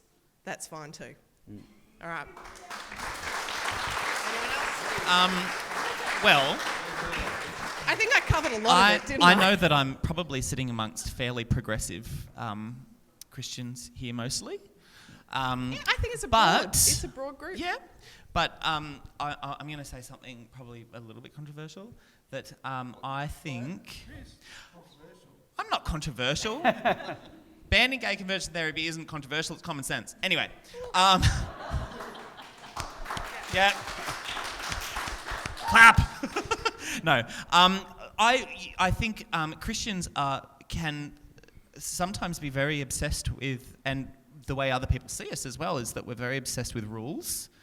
So this is what I'm going to say that's a bit controversial. We really like the Ten Commandments, like a lot. A lot of Christians love the Ten Commandments. And I'm not saying the Ten Commandments are bad or anything. I'm really not saying that. But what I really believe that and my dad doesn't agree with me on this, but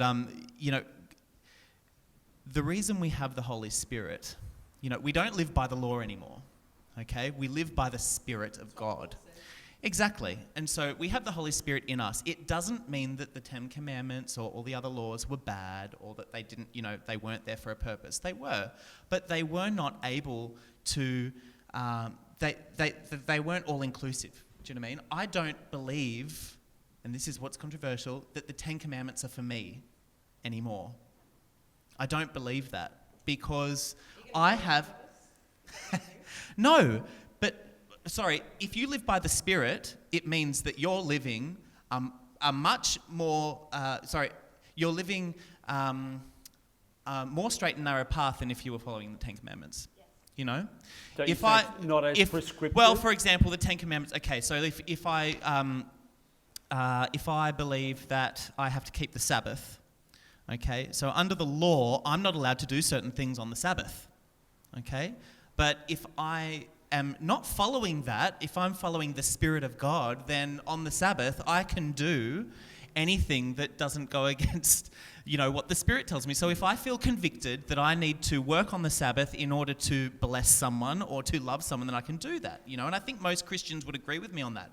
However, we still talk about the Ten Commandments as though it's like, this is the standard that we live by. Well, no, it's not.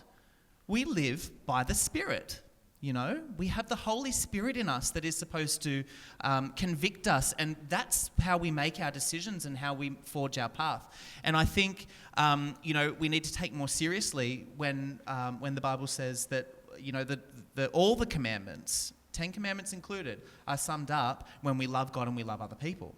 And when we follow the Spirit, that's exactly what we do. And I know that there are some people here that would totally disagree with me on that, in terms of the Ten Commandments. I'm not saying they're bad. I'm saying that because we have the Holy Spirit in us, I believe that they don't apply to us as rules for living anymore. We have the Holy Spirit in us, that's our rule for living. That's what I think. Yeah.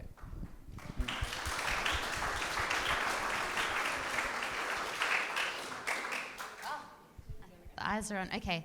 Well, there's probably a long list of them. I don't know. Like, what questions do you have for me? What misconceptions? Oh, polygamy? We want to talk about polygamy? Okay. So I'm one of 5 wives, and no, I'm just joking.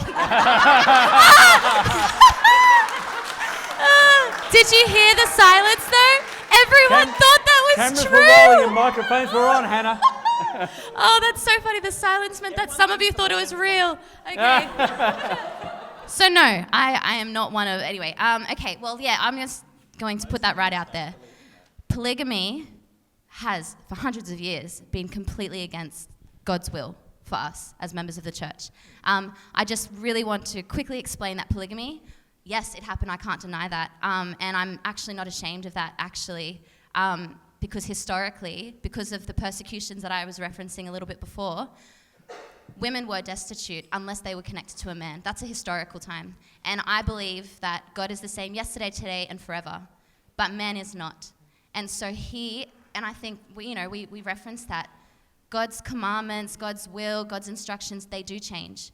Not because he's a changing God, but because we're changing people and society is changing. And he is trying his hardest to take care of his children because he loves us. That's why he gives us commandments. And so polygamy, when it was practiced, and again, it did happen. It was for a short amount of time. Can't tell you how long that was. I could tell you, but I know I'm going to be wrong, so I'm not even going to try and guess. But polygamy was practiced for a few reasons, but one of the major ones is that was within the society at the time. Women and children needed taken care of, and they could not function. They literally were destitute without being tied or associated with a man. And not all polygamous marriages were. Sorry to be a little bit, but we've got to talk about it, don't we? Not all polygamous marriages were intimate. To begin with, none of them were. That also isn't saying that they weren't, but I'm just saying it's within the context of the time, it was necessary for members of the church because we weren't associated with any other community because we weren't allowed to be without, being kicked out of our homes and mobs and all these horrible things. So I hope that's one misconception that I can just put to rest. If you know a member of the Church of Jesus Christ of Latter-day Saint who is in a polygamous relationship, you can with certainty know that they are actually not members of our church, and any TV show you see, they are definitely not members of our church. I don't know why do they call it, well, first of all, we're not Mormons What about anyway. Big Love? I really like that show. Look, I have no idea. No, they are not. They are not. It's a sect of Mormonism that does it, right? Like in the US, there's a small group of people that do it, but everyone thinks that it's the Mormon church. Sorry, the Latter-day Saints. I still call it. Sorry. Keep forgetting. Latter-day Saints. No, I do. It's a slip of the tongue, and she knows that I don't mean it. So okay. So there have been breakaway faiths associated with that, but absolutely, like the Church of Jesus Christ of Latter-day Saints, the church that I belong to, since the time of Joseph Smith until now, like since the beginning until now, no, like that is absolutely. It came out and the prophet said it was only for a time. It is like if you actually commit that, you're actually going against God's command. And does that make sense? Like, I don't know. I hope. I mean, yeah. So that's one massive misconception. I don't know. Is there any misconceptions or that you would like to know? Just yell it out. I don't know. That might be easier. Just one or two. Anyone seen Book of Mormon? Oh. we don't sing at your doorstep. Oh, I don't know. Like, I mean, there's so many, but maybe I'll just say. Can I just sum it up all in this one sentence? When I go to church on Sunday. Okay. You're going to hear a lot about one sentence. When you'll hear about temples, you'll hear about garments. I mean, far out. They referenced my magical underwear. Apparently, it was really embarrassing. But anyway, don't have magical underwear. But you're going to hear probably a lot of like rumors about our faith. Can I just summarize it by saying this? When I go to church on Sunday, the core value of every commandment, every doctrine, every principle and teaching is simply this. Every human on earth is a loved child of God. It doesn't matter who they are, where they're from. It just doesn't matter. Sorry. Preach it. Sorry.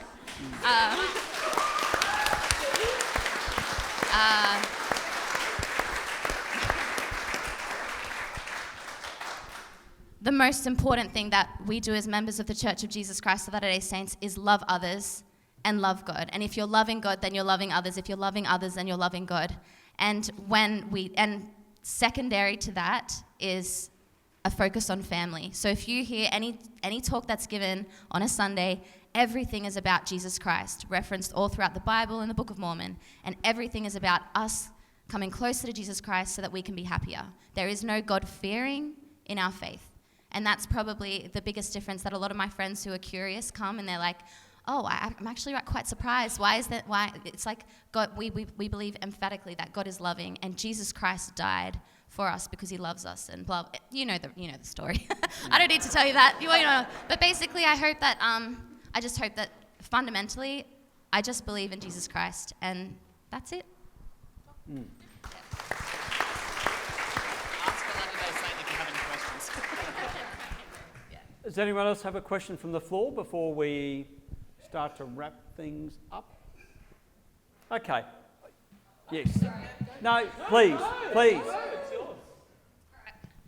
Does the Book of Mormon add anything major or different to the other two previous books? Just out of curiosity. I don't want to sound rude or anything. You do not. Can I just clarify? Thank you for asking that question. I am honestly, if you have any questions about my faith, please ask me, because I am not embarrassed about anything. Like, I don't, thank you. The Book of Mormon. Okay, the Book of Mormon, I know that it has the title Mormon. Mormon was just a prophet, just as we've heard, just as the title of all these other, books in the New and Old Testament. The Book of Mormon simply is more information about Jesus Christ's life. Okay, it does not contradict anything in the Bible, in the New Testament or the Old Testament. It does not. It talks about faith, repentance, baptism. It talks about Jesus Christ's attributes. It talks about, and actually, to summarize, the Book of Mormon is from a different part of the world. And so what we believe as members of the church is the Book of Mormon is actually evidence that God loves the whole world. And we don't just believe that, now I know this is a little bit quirky, and this is my own opinion, this is not the prophet saying anything, but it's my opinion that God has made several attempts to communicate with the whole world. It wasn't just one land that he loved. And the Book of Mormon came forth, and I wouldn't be surprised if there's other ancient writings that happened that didn't come forth. From other parts of the world. Yeah, I'm not saying, it's not just about, ancient Aztec, Americans, whatever. It's literally, for us, a testament that God loves the world. And what it does is that, we have the Bible, and it talks about all these doctrinal points, and it simply talks about, baptism. Okay, do you want to know more about that? Well, let me tell you very clearly how Jesus Christ was baptized, which is all referenced within the Bible. So if you read the Book of Mormon, it's the easiest way to, it's the easiest way to understand what it's actually about. But simply put, it's about people from another continent that had a relationship with God. And you're reading about their relationship with God. And it has nothing to do with, really, Mormon. He's a lovely man, I'm sure. Know him personally, but yeah, no.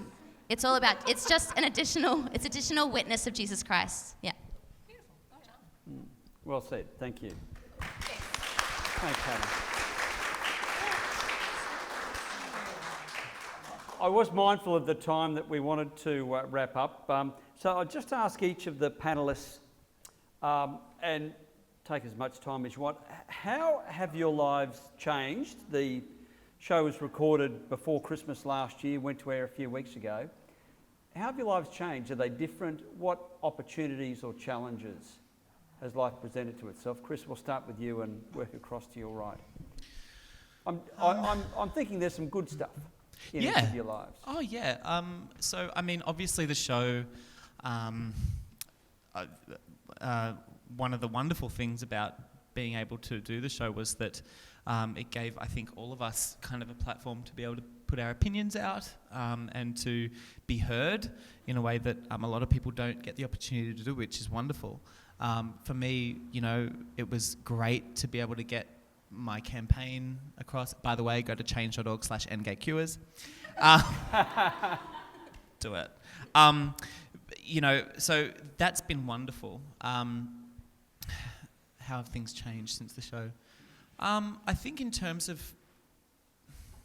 So, I went into that house feeling quite nervous about engaging with Christians again, because it had been a long time. It had been since the marriage equality survey debacle of 2 years ago or whatever it was happened. I was going to a church at that time, and I left that church during the debate because I just, it was it was just awful. It was a horrible time for LGBT people. It was absolutely disgusting, and the way that the church, and I don't mean any particular church, but the church as a whole in Australia seemed to respond to that was quite damaging for us, for our community. And it really just drove home the point that we are actually not welcome or affirmed or anything. And so I left the church that I was at after the pastor sent out an email to everybody talking about where the church stands on the issue, etc., etc. And the couple of months of that time was just so hard. Like, I can't explain really. I'd love to be able to express the hurt and what it felt like to be LGBTQ+, like at that point in Australia, because it was like everybody was not only given permission to give their opinion about a minority group and their value and, you know, whether they should be equal, but they were encouraged to do it. And so I left the church at that point, and because I just couldn't stomach the fear-mongering and, you know, all these arguments about, you know, it's going to damage children and all this rubbish that people come up with.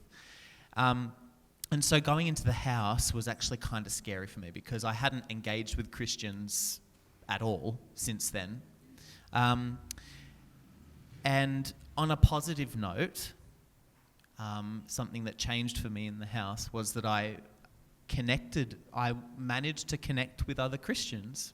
You know, I did manage to feel comfortable around a beautiful group of Christians, and it gave me hope that maybe one day I will be able to experience that again.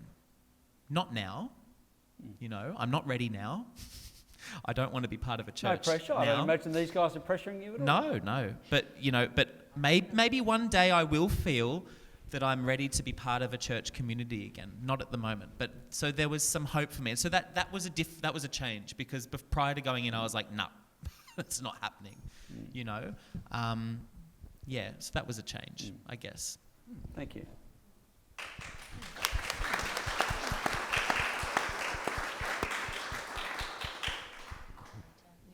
All right. Okay, change for me. Or opportunities. Okay, yeah. Honestly, like, my life's as mundane as it's always been. But no, look. Okay, let me tell you what good came out of it, and because there was a lot. First of all, the greatest good that came out of it was my understanding and everything that I learnt. I can't tell you how valuable that is.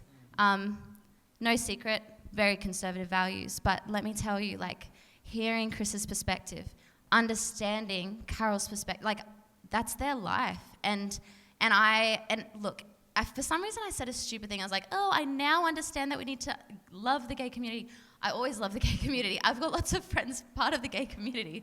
But for whatever reason, what I meant to say was, I just understand it so much better now. I mean, look, I am not a part of the gay community. But that's my choice and that's my life. I emphatically love Chris, absolutely as he is. I love him so much.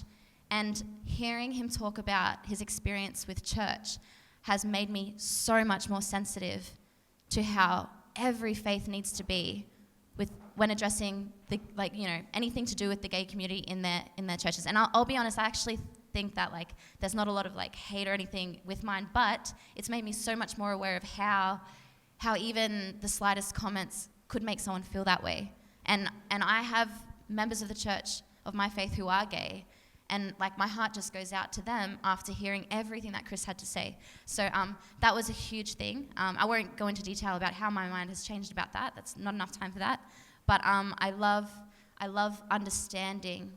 So that was really good. And I shouldn't say this, but I'm going to say it. Do you want to know something really juicy? Yeah, I'm going to tell them all. Okay, I actually ended up dating one of the cameramen. I told you it was juicy. No, but you need to hear this because come on, this is amazing. And he happened to be, yeah, I'm not naming any names. People can just assume whoever they want it to be, but The really cute one. I know. They don't Anyway. know. Yeah, they weren't on camera. They were really cute. Oh, they were so attractive. But anyway, so the reason that was a good thing, no, honestly, he happened to be actually the most, when he was offered the opportunity of filming for the week, he was like, hell no. He was like, he would literally protest against organized religion. No, not at all. He was raised Catholic until he was 12, and then he wanted nothing to do with it ever again. And he left proudly. And so out of every person that I could have possibly dated, not that I was looking to date the cameraman, oh my gosh. What I'm trying to tell you is that...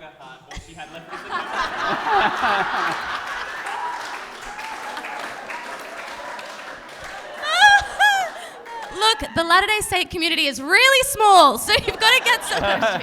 What's said in the room stays in the room. Oops, there's cameras and microphones. No, so anyway, sorry, I'll shut up. So the point is, the good that came out of it is this wonderful man that I dated. His heart really changed to how beautiful faith can be. And I'm not saying that he's at any point, I'm going to be baptized and be a Christian for the rest of my life, not at all. But his complete mindset to how beautiful faith can be and how grounding it can be changed. And that was a miracle to me. And actually, a Muslim man that I don't know, came across, whatever, he's coming to church tomorrow. And he's, I just feel like it's opened avenues of the general public to what Christianity, how positive it can be. So, I mean, those are just two quick examples, but I'm assuming each of us have examples of how, someone's a little bit more open-minded towards Christianity. So that's been my positive 2 minutes.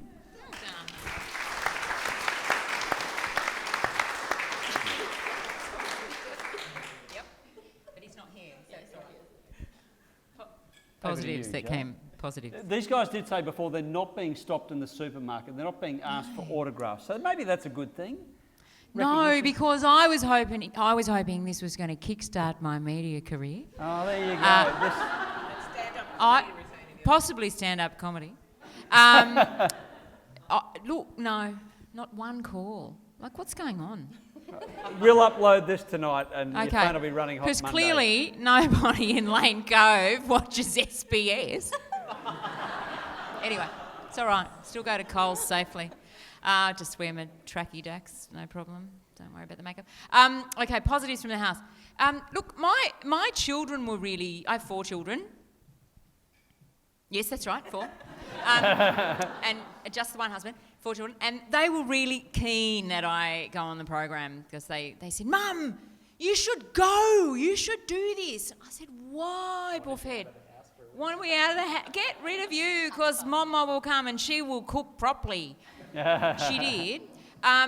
Anyway, so yeah, they said, Buff, number one child said, Mum, but you've got things to say. Go and just tell them the truth. Just tell them the truth about who we are and how we can live. And I thought, good boy, okay. So, yeah, bless little Simon, he's such a good boy. He's 6'5". So I think that was good in that my family were really supportive, and it was nice to know that they thought I had something worthwhile to say rather than just clean up your room. And please hang up your towel after you shower. So that was a positive. I kind of in here positive, like an in here positive, is that okay? So I don't have a media career. But in here positive, I kind of feel a bit more emboldened. And I'm not sure if my newfound get out of my way is from the program or if it's born of the scandals of late that we all knew were happening, but the scandals in the Catholic Church of late. Because I think my newfound energy, I'm not alone. I think I can see it in the eyes of women that I hang with on Sundays, and I can see it, They're like, just get out of the way, fellas, because you've stuffed it up for 2,000 years. Get out of the way. Really. But yeah, sorry. No, is that okay? By Yeah. that, Joe, So- you mean a newfound empowerment amongst women in the Oh, I love Catholic your word Church? empowerment. Yes, I think so. Yeah. I don't know, but no one takes me seriously, so it's okay. I can just. Will they? Okay. Good-o. And if that fails, if I can't effect change in the Catholic Church, I'll just be a stand-up comedian. And you'll do well. And I'll do okay. I'll do better than poor Karen. Sorry, she was. Never mind. Okay. I guess what I got from being on the show was a connection to a wonderful group of people that I would never have met in any other way, shape or form. Not because I had any sort of negative attitudes, but just because our paths would never have crossed until this. And, that's been wonderful. I profess to have been profoundly ignorant about things such as the differences between Catholics, Anglicans, Uniting Church, Latter-day Saints, Penties, Evangelicals. Sorry, what? You said Penties. Yeah, I'm not allowed to. You can say Penties. Pentecostals, sorry. Okay to say it. They told me. Yeah. Well, I sort of learned a lot about them. What brings us sort of, what the similarities are, what sort of brings us together, what separates us, and that was, really, really educational for me. From a personal perspective, it gave me the opportunity to actually talk about being a Christian with my colleagues at work, because it's not actually, your faith doesn't come up much in your work as a doctor, funnily enough. And I don't do just one job. I have other jobs, so I don't do just the one job that people don't think that I should. But we don't really talk about our faith, and this actually gave me an opportunity to talk about sort of being a Christian and why I'm a Christian and how that helps me. And I think that that's probably the greatest gift I got from the show, was to give me sort of a bit more sort of confidence to come out and say, well, actually I'm a Christian and I did the show because I am a Christian, and I'm not apologetic about that, it just happens to be my choice. So if anything, I think, it gave me that, it's sort of helped me to stop apologising for my faith.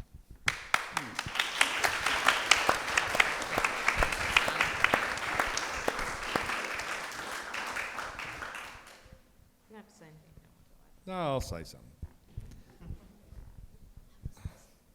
Positive things that came for me, and it's taken me a while to work it out, because I actually came out of the house pretty damaged.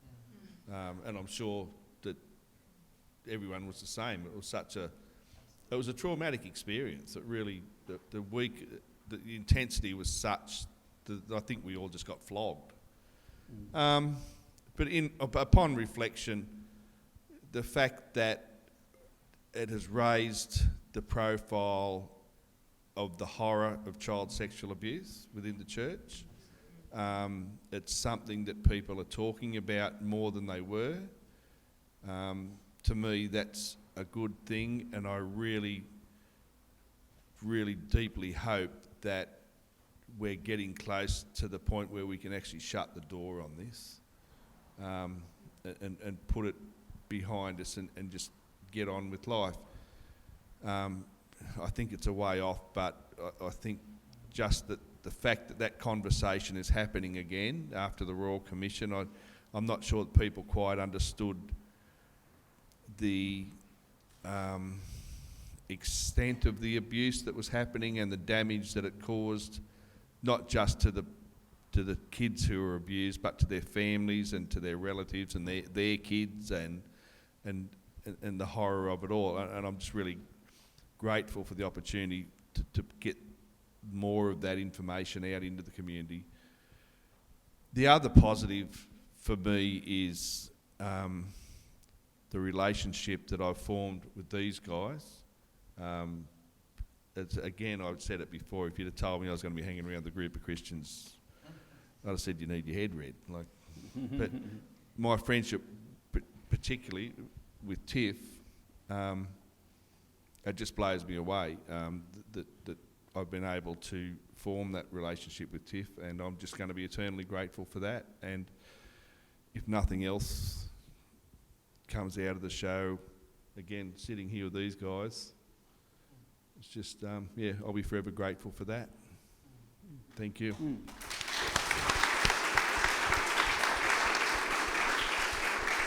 And, sorry, Tiff, before you speak, I was just chatting with David, Carol's husband, in the kitchen before, and he was saying that you actually didn't get sort of like psychological support as a debrief coming out of the house. We got formally? offered a psychologist if we needed. Right. Yeah. Okay. All right. Yeah. And they were there for before, during, and after, right up until now. Actually. Yeah. We Is can it? still access it. Okay. So Yeah. it's been pretty good. All right. Yeah. But the greatest support and connection has been amongst this group, hasn't Yeah. it? Yeah. Yeah. Which I think is the greatest Yeah. gift, as you've all I enunciated. think like all of us, even the wider group, who like everyone was invited here tonight, and we all chat on a group chat up until recently. You know, a lot. You know, there's a lot of conversations that are happening, and within this, all of us chat probably. Some of us like almost every day, some every week. You know, there's this very regular communication that's happening. Shut up, Joe. And that's how that happened in the house. Joe, do your kids try and restrict your screen time because of that constant pinging in the group messages? The thing just bings or bing. Yeah, it's true. There, yeah. Especially when I it's- don't read it when the 'cause shows were going to air, suddenly we're all on this chat like, what? Yeah. So we're all still in communication. And yes, so I think being able to debrief amongst each other and process what happened, I think for all of us, I know, I'm going to say for me, but probably for all of us, reconciling what happened, the experience, versus what you see on the show, it's like there were two different things happening. You know, what we experienced was so intense, and we all walked out, I think, not wanting to talk to anyone for a couple of days and to go, like Caroline and I caught a cab together and we're like crying, you know, in the cab, and then crying in the airport, and then we live like 5 minutes from each other. I was crying, sure, while we were drinking our gin. and we're like, okay, let's just go home. We just need to go home. But that's a part of, I think, the experience that we got to share, is that we know what happened, the deeper stuff.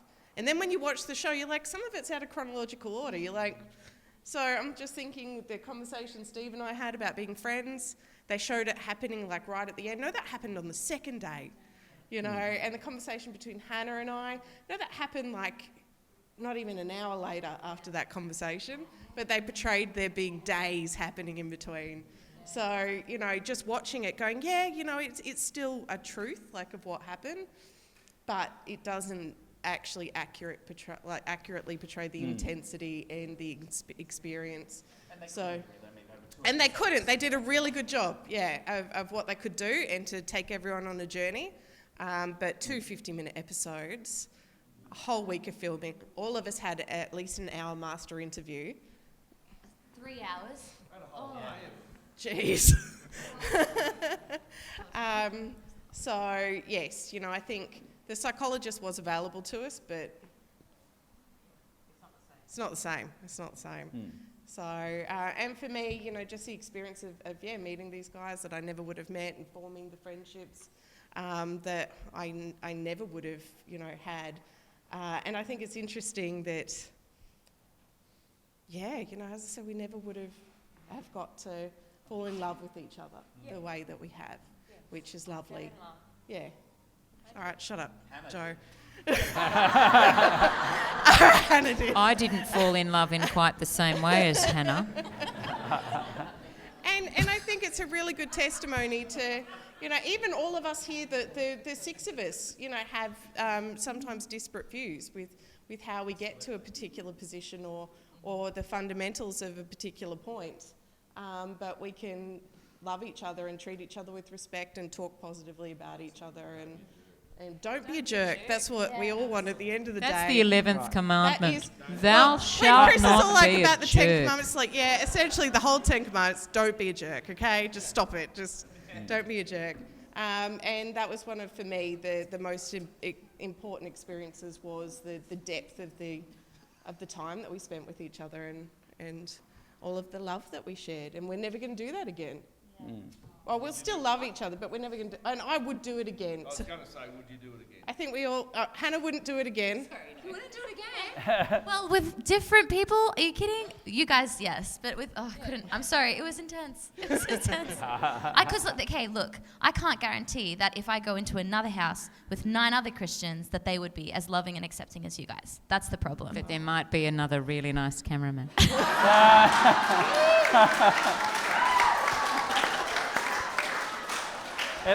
And I guess to sum it up, the point that you've all made is, I mean, if it was examining the core values of Christianity, I mean, this is what we've seen coming out the other side. And I've been privileged just to hear from Tiffany firsthand, but we've all been privileged here tonight to see and feel firsthand this wonderful bond. So I guess we feel blessed in that regard, but not half as blessed as you guys feel having each other. So thank you to all of you for firstly coming along tonight, for sharing with just untold honesty, authenticity, and a little bit of humour thrown in. So please put your hands together for our panellists and Christians like us.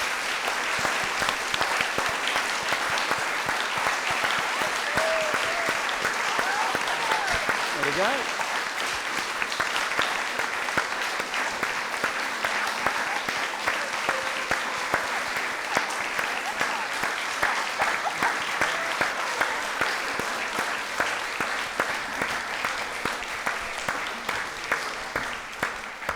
I just, before we finish, want to quickly say thank you to Ian Exley for his moderating. I think you made the night very insightful, so thank you very much. And you organised us so well. We would have just rabbited on all night about whatever we wanted to talk about. You guys did all the hard work. Yeah, so thank you. My Thank you everyone for coming, and please make sure that it was a conversation we all had that that was the charity we wanted for people to donate towards tonight. So it's a home away from homelessness, the local women's shelter. So thank you everyone, and thanks to our crew. Thank you to the crew. Thank you, crew. Right, Jonathan, yes. All right, and I'm going to be a little Christian, and let's finish with a prayer. Yes. Okay. Loving God, we give you thanks that you brought us here together today. We give you thanks for all the wisdom and discernment and inspiration that you give us. Help us to be the people that you call us to be, and help us to be a people of generosity and hospitality to all that we meet. We ask this through Christ our Lord. Amen. Amen. Thank you, everyone. Yeah.